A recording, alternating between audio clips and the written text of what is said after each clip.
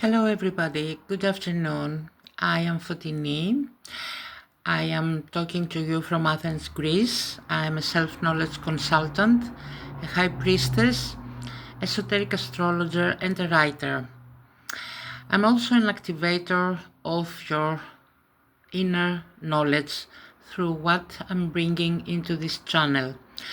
It's astrology, it's symbolism, it's activations, and through that my intention is always to activate something within you that will bring into the forefront what it's important to know in every single moment.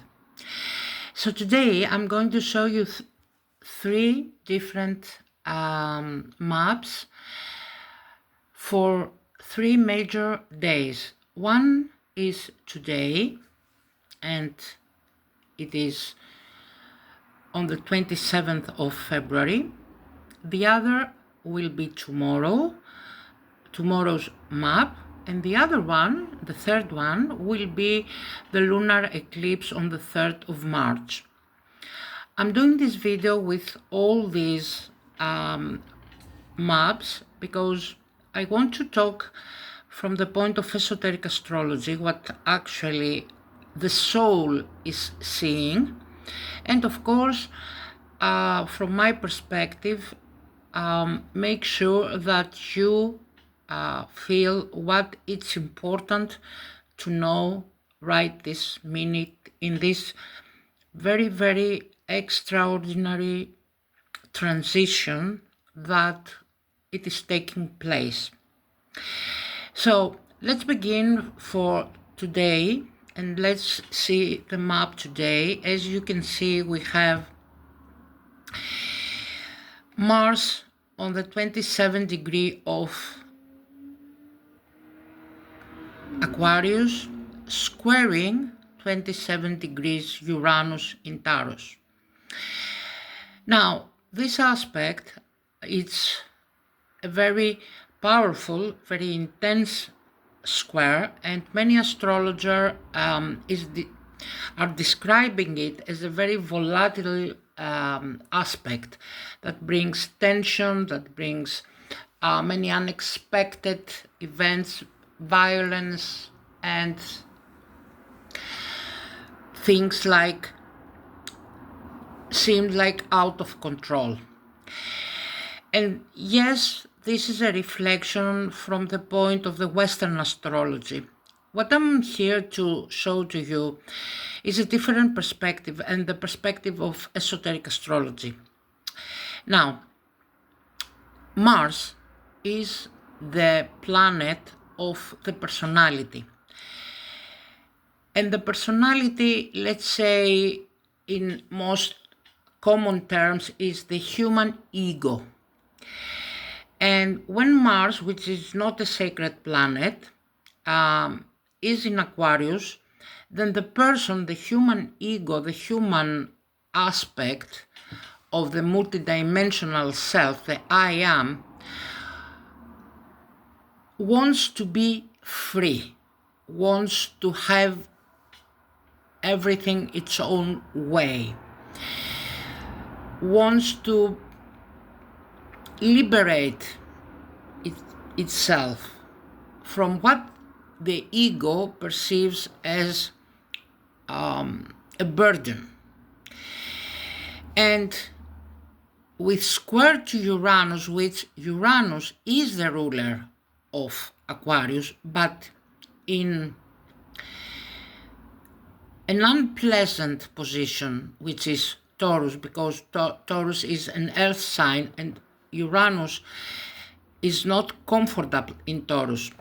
Keep in mind here that this is the last time that these two will meet in this formation. So I would like to go back 8 years ago when Uranus first entered into Taurus and see what it brought you, what changed in your life in regards to how you perceive your relationship and your values, because this is what Taurus rules. And probably you want, with this aspect, you want to liberate yourself from what you thought it was true, but now you saw, because it's the final time that these two are meeting, you want to liberate from that, you want to change that permanently, and you want to move on, liberate yourself, as the ego, as Mars shows here. You want to liberate yourself from this aspect. There is another hidden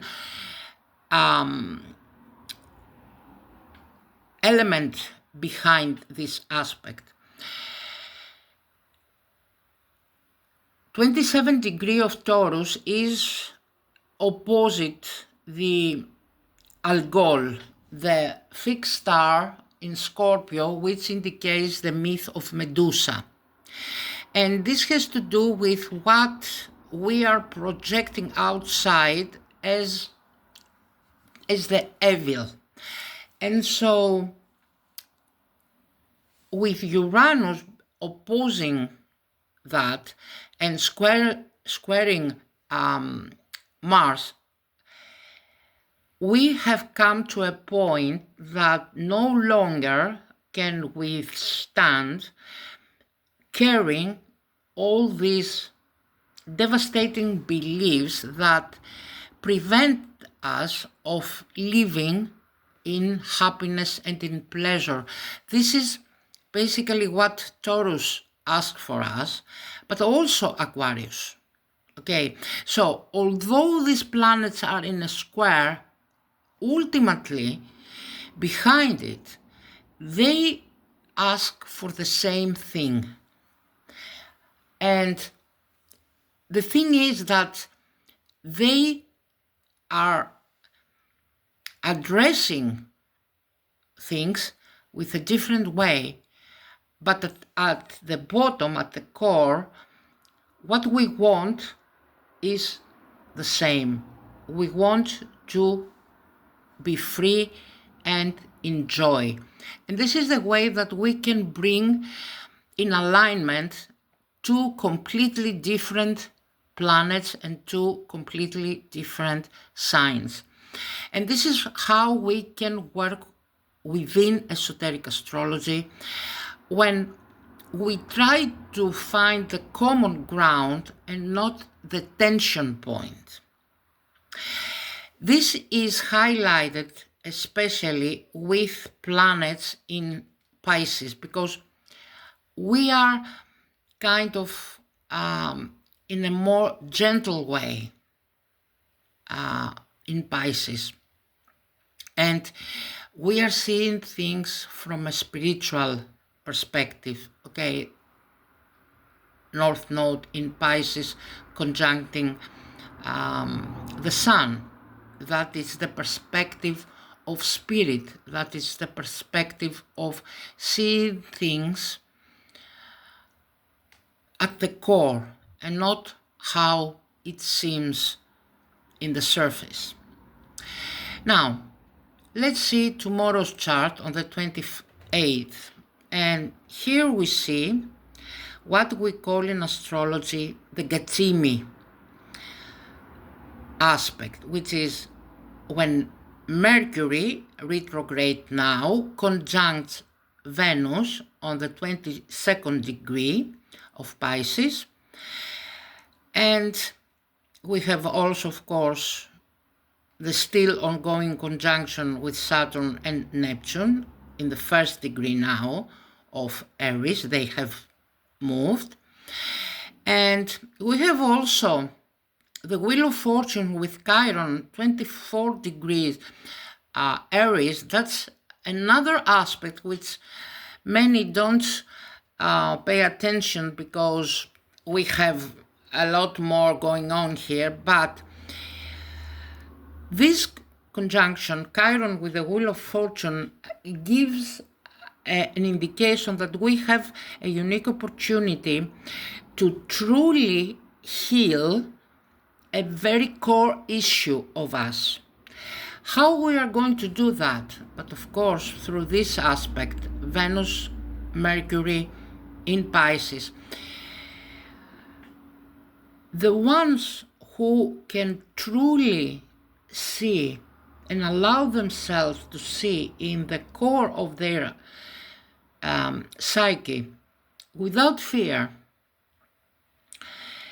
are the ones who can truly benefit and heal once and for all their internal gap and the internal pain with a radical act of self-love, of self-acceptance, of truly accept the self as it is in the now moment. Because this is how spirit, this is the spiritual perspective of Pisces, this is how spirit truly sees things, and especially the human aspect, the human. And with and through love, we can alchemize, which is exactly what Pisces is as a sign, alchemize the pain and transcend it to something new, something more sustainable for our lives. During tomorrow, we have the opposition of the moon in Leo with Pluto in Aquarius, and this is also a very powerful aspect because they are both rulers of the first ray, both Pluto and Leo. And it means that here we have an indication of a power game. And bear in mind that whenever we try to figure out something about us and go to the core of our being, there is a power struggle within what is already embedded, what is the known, the familiar, with what we want to see and maybe change. And this aspect is an indication of this, let's say, power game that might be an experience. And of course, everything that I'm describing here can be seen in the outer events on the planet. But I prefer, I prefer to see astrology from the perspective of the soul. And because both the moon, which is an artificial object, as I have said many times, that was put there after the fall of Atlantis, and Pluto is a non-sacred planet, this aspect of tension is actually an illusion, because if we apply power, then we don't have love, we have control. And whenever we have control, we cannot expect to have peace. And so we cannot find solutions that are truly for our highest, for the highest good of all. And the soul wants nothing but peace. But peace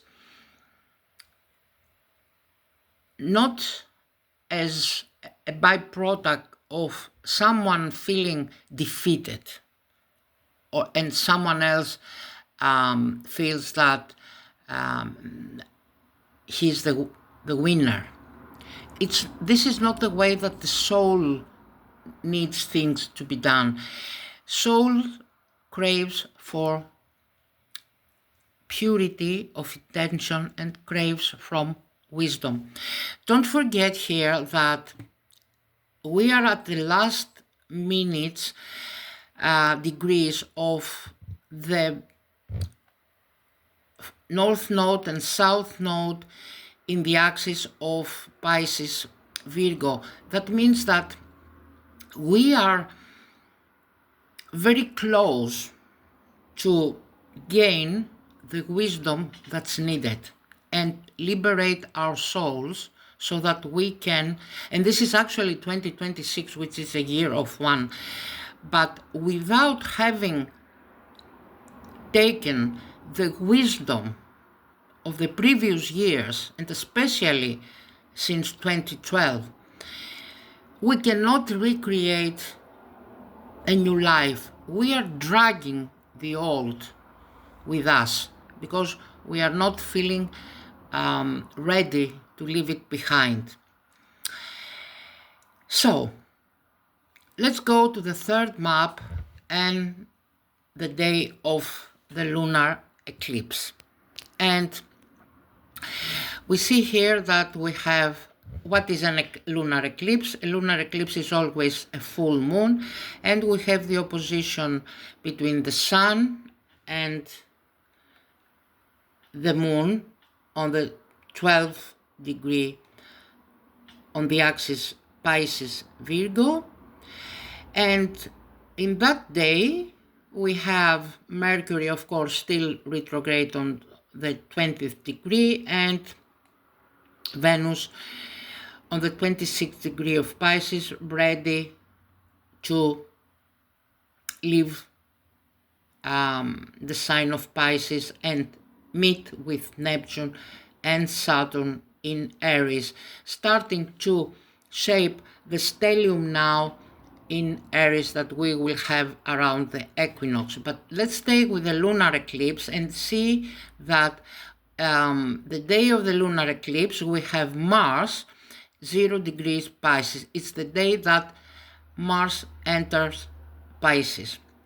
Now, this lunar eclipse, because it is happening in Pisces, and because all planets have moved out of Pisces, and I mean Neptune and Saturn, and we are at a point where we are ready, and because it is a lunar eclipse, to leave behind what is still, as I said before, in the core of our pain. And so we handed it to spirit or to our higher self, whatever you want to call it, so that it brings a resolution into what is happening. And in that way, we allow the waters of Pisces clean everything within us and allow the new waters of creation to start moving within us and give us the, let's say, the fuel to and the emotion needed to create a new reality. And this is possible because we have taken the wisdom. Virgo is the sign of the High Priestess, and High Priestess is the awareness and the perception that we can see through the one unified eye, which is the third eye, when the two currents of perception, the masculine and the feminine, are united within our body, and then we connect this, let's say, perception with the heart. And so we are now at a place where we not only have taken the lesson but actually we can see the forward movement, the path, where we want to go. This is the clear vision that the energies of the High Priestess can bring. And this is a lunar eclipse that I would name as its High Priestess time. But for those who have done the work, for those who have been prepared and are standing in this unique threshold of living not only 1 year or 10 years or 30 years, but living an entire era behind it, the era of suffering, the era of Pisces, and with clear mind, which is the High Priestess energy, and with a clear mind, the purity, a clean slate, whatever you want to call it, rewrite a new story, a new scenario based on sovereignty, because we have Neptune and Saturn both in Aries. As sovereign beings, we are rewriting our story, our scenario, our future based on wisdom, with the help of the spiritual maturity that we are stepping in. And in that way, there are no victims anymore. There is no control from outside factors. There is only our consciousness that is creating, with the human aspect, our future. This is an advanced stage of being. This is an advanced state of maturity that one can only choose to be in if he is ready and if he has done the work, because South Node in Virgo and the energies of High Priestess shows that a lot of work has been done. A lot of work has been done. It's not easy. That's why, according to my opinion, and I have created a video that you might have seen in the channel where I spoke about the bifurcation of humanity. Not all humanity is ready for what is coming, and not all of humanity has done the work. So there will be a small part of humanity that it's now ready to step into the new, and there is another part of humanity who has to repeat old cycle. Even if some believe that they have changed, they have not. And there is no good or bad about this, because this is the Earth School, and the Earth School is not about what I wish that I could be, but what I can sustain in the now moment. This is a frequency and a vibration test. It's not a competition. We are not competing with each other. We are walking ourselves home, but not to one unified home, but each one to his own home, which is his soul, his higher self, and his soul tribe. I hope I gave you a perspective about how the astrology of these days will unfold. I hope that you enjoyed, you have something to ponder with it. I will be much appreciative if you leave a comment, leave like the video, subscribe to the channel. This is a work of mine that for many years prepared, and thank you everyone who is listening to the video. Take care, and I will be back again. Thank you very much.